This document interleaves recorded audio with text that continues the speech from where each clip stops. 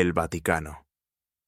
Durante más de 1000 años, este diminuto estado-ciudad ha estado envuelto en más misterio y controversia que quizás cualquier otro lugar en la Tierra.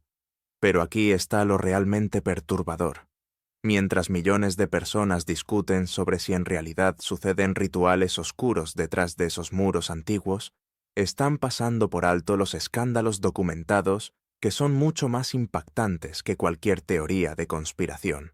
Y al final de este video, entenderás por qué los verdaderos secretos del Vaticano son más aterradores que la ficción. Antes de sumergirnos en esta madriguera de conejo, quiero dejar algo absolutamente claro. No estoy aquí para atacar la fe de nadie ni para promover conspiraciones descabelladas. Lo que voy a hacer es separar la realidad documentada de la mera especulación, porque la verdad ya es lo suficientemente complicada sin añadir fantasía. Y créeme, lo que podemos probar realmente es bastante perturbador. Así que empecemos con el elefante en la habitación. Cuando la gente habla de rituales oscuros en el Vaticano, normalmente se refieren a una de tres cosas. Primero, están las prácticas históricas genuinas que la Iglesia Católica ha reconocido, como los exorcismos, que aún se realizan hoy en día. Segundo, están los casos documentados de corrupción y abuso que fueron encubiertos. Y tercero, están las teorías de conspiración que van desde lo plausible hasta lo completamente absurdo. El problema es que la mayoría de la gente no puede distinguir entre estas tres categorías, lo que explica por qué la desinformación se propaga con tanta facilidad. La propia naturaleza secreta del Vaticano tampoco ayuda. Cuando una institución controla el acceso a sus propios registros históricos y opera con mínima transparencia, la gente naturalmente empieza a llenar los vacíos con su imaginación. Comencemos con lo que realmente sabemos que sucedió tras los muros del Vaticano. La Inquisición romana, establecida en 1542, no era exactamente lo que llamarías una operación transparente. Durante siglos, la Iglesia llevó a cabo juicios en secreto, arrancó confesiones bajo tortura a los acusados de herejía y ejecutó a miles de personas. Estos no eran rumores ni teorías conspirativas, eran políticas oficiales de la Iglesia, documentadas en sus propios registros. Los métodos de tortura usados durante la Inquisición incluían el estrapado, donde las víctimas eran suspendidas por las muñecas atadas detrás de la espalda, el potro, que estiraba los cuerpos hasta dislocar las articulaciones, y técnicas de ahogamiento con agua, que son sorprendentemente similares a lo que hoy consideramos tortura. La Iglesia mantuvo registros detallados de estos procedimientos, tratándolos como prácticas religiosas legítimas. Pero aquí es donde se pone aún más oscuro. La Inquisición no se trataba solo de erradicar herejes, sino también de mantener control político y acumular riqueza. Cuando alguien era acusado de herejía, sus propiedades eran confiscadas por la Iglesia. Familias enteras podían ser destruidas por acusaciones que, a veces, no eran más que disputas vecinales o rivalidades comerciales. Avanzando hacia la historia más reciente, tenemos la relación documentada entre el Vaticano y la Alemania nazi durante la Segunda Guerra Mundial. Aunque el papel exacto del Papa Pío XII sigue siendo debatido entre los historiadores, lo que sabemos con certeza es profundamente inquietante. El Vaticano firmó el Reichskonkordat con el régimen de Hitler en 1933, legitimando el gobierno nazi a cambio de proteger las instituciones católicas en Alemania. Aún más perturbador es el papel del Vaticano en ayudar a criminales de guerra nazis a escapar de la justicia después de la guerra. Las llamadas ratlines eran rutas de contrabando que ayudaron a altos jerarcas nazis a huir hacia Sudamérica, y el clero católico estuvo directamente involucrado en facilitar estas fugas. El obispo Alois Udall, por ejemplo, ayudó a criminales notorios como Adolf Eichmann y Joseph Mengele a evitar la persecución. La respuesta oficial del Vaticano siempre ha sido que intentaban mostrar misericordia cristiana y que no conocían la magnitud completa de los crímenes de estos individuos. Pero documentos desclasificados sugieren que los funcionarios de la Iglesia sabían perfectamente que estaban ayudando a asesinos en masa a escapar de la justicia. Las implicaciones morales son abrumadoras, especialmente para una institución que afirma ser la máxima autoridad en el bien y el mal. Pero si crees que eso es lo más oscuro de la historia documentada del Vaticano, aún no has oído nada. Hablemos de los escándalos modernos que hacen que las inquisiciones medievales parezcan casi ingenuas en comparación. La crisis global de abusos en la Iglesia Católica no se trata solo de individuos corruptos, se trata de un encubrimiento sistemático que alcanzó los niveles más altos de la jerarquía vaticana. El cardenal Bernard Law, que fue arzobispo de Boston durante algunos de los peores casos de abuso documentados en la historia católica estadounidense, no fue castigado ni destituido. En su lugar, fue trasladado a Roma y se le dio un prestigioso puesto en una basílica mayor. Este patrón se repitió miles de veces en todo el mundo. Los sacerdotes abusivos no eran reportados a las autoridades, eran trasladados discretamente a nuevas parroquias donde podían continuar sus crímenes. Los propios documentos del Vaticano, revelados a través de demandas e investigaciones, muestran que los funcionarios de la Iglesia sabían sobre abusos generalizados durante décadas y eligieron la protección institucional por encima de la seguridad de los niños. En 2019, el Papa Francisco admitió que la Iglesia había destruido documentos relacionados con casos de abuso, supuestamente para proteger la privacidad de las víctimas, pero los críticos argumentan que en realidad se trataba de evitar responsabilidades legales. Lo que hace esto aún más siniestro es la manipulación psicológica involucrada.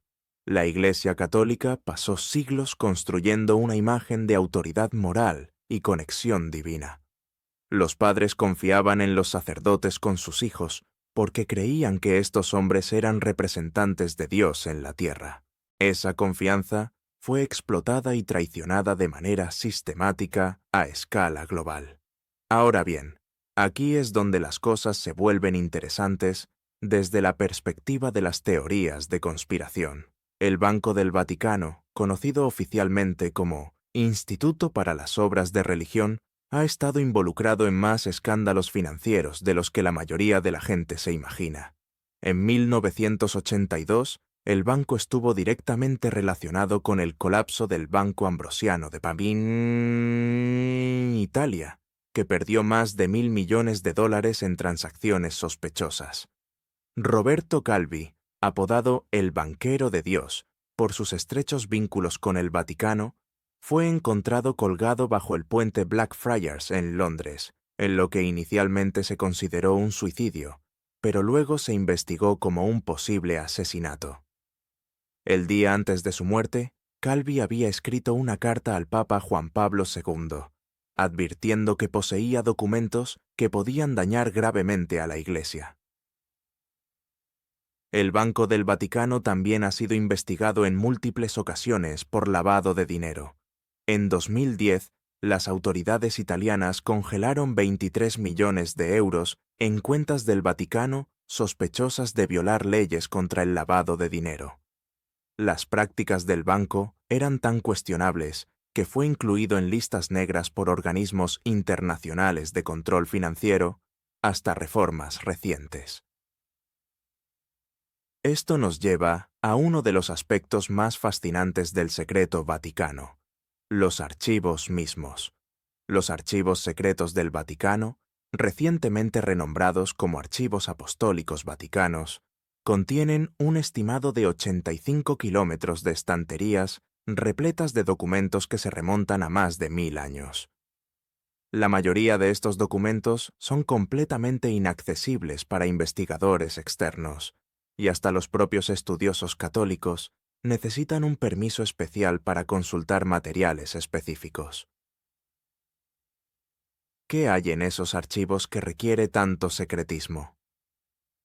El Vaticano afirma que se trata mayormente de documentos administrativos rutinarios, pero los historiadores que han tenido acceso limitado describen encontrar pruebas de encubrimientos, conspiraciones políticas y corrupción financiera que abarcan siglos. Los archivos, relacionados con el papado de Pío XI durante la Segunda Guerra Mundial, solo fueron abiertos a los investigadores en 2019, y de inmediato revelaron nuevas pruebas del conocimiento que tenía el Vaticano sobre las actividades del Holocausto. Pero aquí es donde debemos tener cuidado de no cruzar la línea que separa la historia documentada de la pura especulación. Las teorías de conspiración sobre el Vaticano van desde lo plausible hasta lo absolutamente ridículo. Algunas personas afirman que el Vaticano controla a los gobiernos del mundo, esconde pruebas de contacto extraterrestre o practica rituales satánicos en cámaras subterráneas bajo la Basílica de San Pedro. El problema con estas teorías es que desvían la atención de los problemas reales y documentados de secretismo y corrupción en el Vaticano.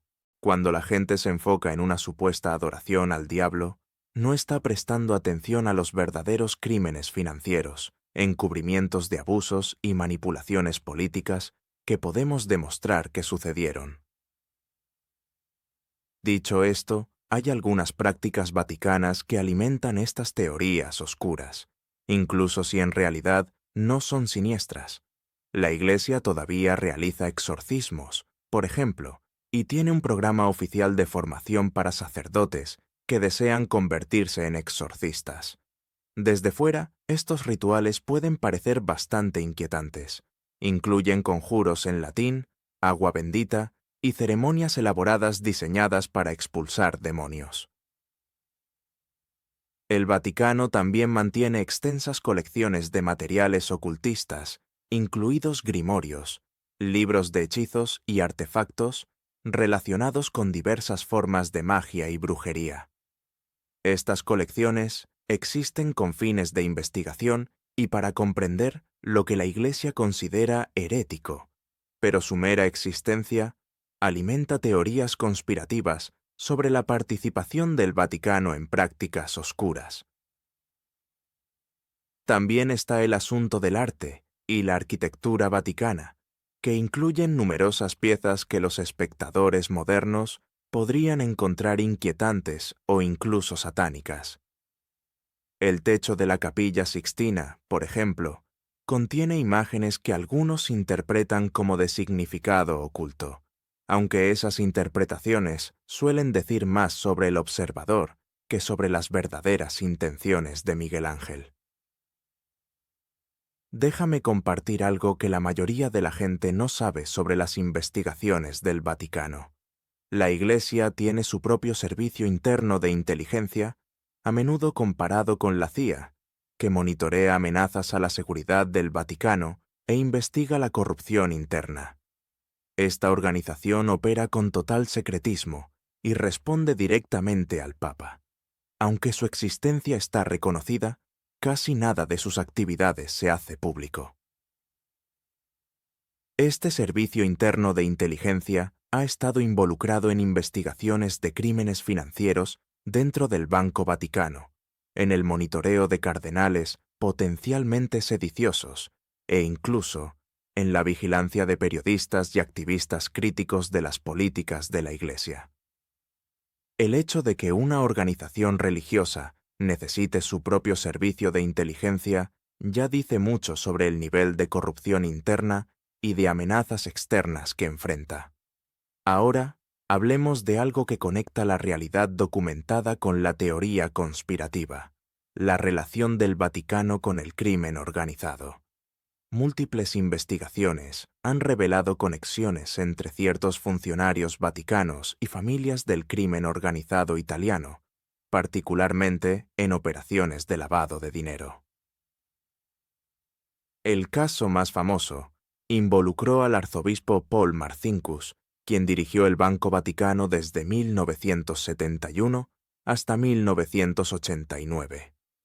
Marcinkus fue acusado por las autoridades italianas por su papel en el escándalo del Banco Ambrosiano, pero el Vaticano se negó a extraditarlo, alegando inmunidad diplomática. Pasó el resto de su vida en la Ciudad del Vaticano, protegido de la justicia por la misma institución que había ayudado a corromper. Estas conexiones con el crimen organizado no son solo curiosidades históricas.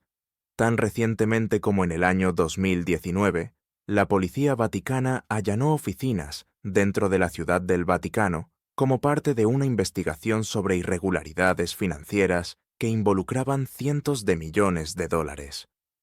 El cardenal Giovanni Angelobecciu, alguna vez considerado un posible futuro papa, se vio obligado a renunciar y luego fue acusado de malversación de fondos y abuso de poder. Lo particularmente inquietante de estos escándalos modernos es que muestran que los patrones de secretismo, corrupción y encubrimiento que caracterizaron los períodos más oscuros de la historia vaticana siguen funcionando hoy en día. La institución que afirma tener autoridad moral sobre más de 1.000 millones de católicos en todo el mundo, continúa priorizando la autoprotección por encima de la transparencia y la rendición de cuentas. Pero quizás el aspecto más perturbador del secretismo vaticano no sea un escándalo específico ni una teoría conspirativa. Es la manera en que la institución ha usado de forma constante sus reclamos de autoridad divina para protegerse del escrutinio. Cuando los críticos pueden ser descartados como si atacaran a Dios mismo, resulta mucho más fácil evitar la rendición de cuentas por crímenes y fracasos humanos.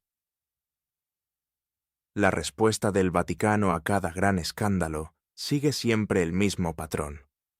Primero, niegan haber hecho nada malo. Luego, cuando la evidencia se vuelve abrumadora, admiten errores, pero afirman que fueron cometidos con buenas intenciones. Finalmente, prometen reformas que casi siempre resultan ser cambios cosméticos diseñados para mejorar su imagen pública, sin alterar de fondo su cultura de secretismo. Este patrón se ha repetido con la Inquisición, con las ratlines nazis, con la crisis de abusos, con los escándalos financieros y con numerosas controversias menores. Cada vez, el Vaticano expresa pesar por las acciones pasadas, mientras mantiene las mismas estructuras institucionales que hicieron posibles esas acciones en primer lugar. Así que, para responder a la pregunta original, ¿hay rituales oscuros sucediendo detrás de las puertas del Vaticano? Si por rituales oscuros entendemos ceremonias secretas de adoración al diablo o sacrificios humanos, no hay pruebas creíbles de ello. Pero si hablamos de encubrimientos sistemáticos de crímenes, corrupción financiera y abuso de la autoridad religiosa para proteger el poder institucional, entonces absolutamente sí. La verdadera oscuridad en el Vaticano no es sobrenatural, es humana. Es la oscuridad que surge de priorizar la supervivencia institucional por encima de la responsabilidad moral, de usar reclamos de autoridad divina para evitar la rendición de cuentas terrenal y de tratar a las víctimas como bajas aceptables en la búsqueda de poder y riqueza. Lo que hace esto especialmente trágico es que millones de católicos en todo el mundo creen sinceramente en la misión espiritual de la Iglesia e intentan vivir de acuerdo con sus enseñanzas morales. Estos creyentes fieles merecen algo mejor que una institución que falla de manera constante en estar a la altura de sus propios valores proclamados. El verdadero poder del Vaticano no proviene de la magia oscura ni de rituales ocultos. Proviene de la fe y la confianza de los creyentes que continúan apoyando a la institución a pesar de sus fallas documentadas. Y quizás esa sea la verdad más oscura de todas, que gente buena puede ser manipulada para permitir la corrupción apelando a sus ideales más elevados y a sus creencias más profundas. Al concluir este análisis profundo sobre el secretismo del Vaticano, recuerda que el objetivo no es atacar la fe de nadie, sino exigir más de las instituciones que afirman tener autoridad moral. Seas católico, de otra fe o sin fe alguna, deberías esperar transparencia y responsabilidad de las organizaciones que ejercen una enorme influencia sobre la vida de las personas. La historia documentada del Vaticano ya es lo suficientemente oscura sin necesidad de añadirle teorías conspirativas. La verdadera rendición de cuentas proviene de enfocarse en hechos comprobables, no en especulaciones imaginativas. Y los hechos muestran una institución que ha elegido de manera constante la autopreservación sobre la verdad, el secretismo sobre la transparencia y el poder institucional sobre el liderazgo. Moral. Ese es el verdadero ritual que ocurre detrás de las puertas del Vaticano, el ritual de proteger el poder a cualquier costo.